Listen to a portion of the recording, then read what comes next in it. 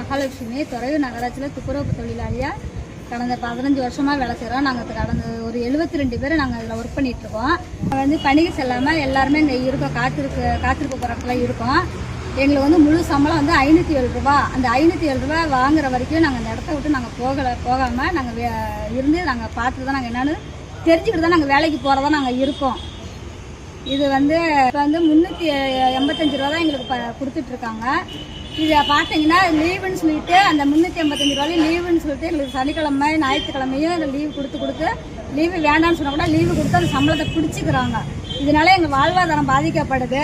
இதனால எங்கள் கடன் வழியாக தொந்தரவுக்கு நாங்கள் ஆளாகிட்டு இருக்கோம். எங்கள் பிள்ளை குட்டிங்களும் படிக்க செல்ல அனுப்பவும் எங்களுக்கு ரொம்ப சிரமப்பட்டு வரோம். வேலையும் கடினமான வேலை. அதாவது எங்களுக்கு கொடுக்கப்பட்ட வேலையை விட அதிகமாகவே நாங்கள் வேலை பார்த்துட்டு இருக்கோம். ஆனால் எங்களுக்கு வேலைக்கு தகுந்த ஊதியம் எங்களுக்கு கிடைக்கிறது கிடையாது. அதை நாங்கள் கேட்டோம்னா எங்களுக்கு ஒரு மிரட்டல் கடிதம்னு சொல்லிட்டு ஒன்று கொடுக்குறாங்க. அதாவது நாங்கள் எங்களோட கான்ட்ராக்ட் எடுத்த முதலாளி கொடுத்ததை பாருங்கள். நான் சம்பளம் தான் கேட்டேன், வேறு எதுவுமே நான் கேட்கல. அவங்க எங்களுக்கு கார் கொடுங்க, எங்களுக்கு சொத்து சவத்தில் பங்கு கொடுங்கன்னு நாங்கள் கேட்கல. நாங்கள் கேட்டது எங்களோட தொழிலுக்கு நாங்கள் செய்கிற தொழிலுக்கு அதுக்கு உண்டான ஊதியம் தான் கேட்டோம். அதுக்கு பார்த்தீங்கன்னா எனக்கு கடிதம் கொடுத்துருக்காங்க. எப்படின்னு பார்த்தீங்கன்னா நான் இந்த வேலை எல்லாமே அதாவது வேலைக்கு செல்ல விடாமல் நான் பண்ணுறேன்னா அப்படிங்கிற மாதிரி என்னை மிரட்டி இனிமேல் இது மாதிரி பண்ணேன்னா நான் வேலை விட்டு உடனடியாக தூக்கிடுவேன் அப்படிங்கிற மாதிரி எனக்கு கொடுத்துருக்காங்க. இதை பார்த்தீங்கன்னா என்னோட குடும்பம் கிட்டத்தட்ட 15 வருஷமாக நான் வேலை செஞ்சிட்ருக்கேன் இந்த துறையூர் நகராட்சியில்.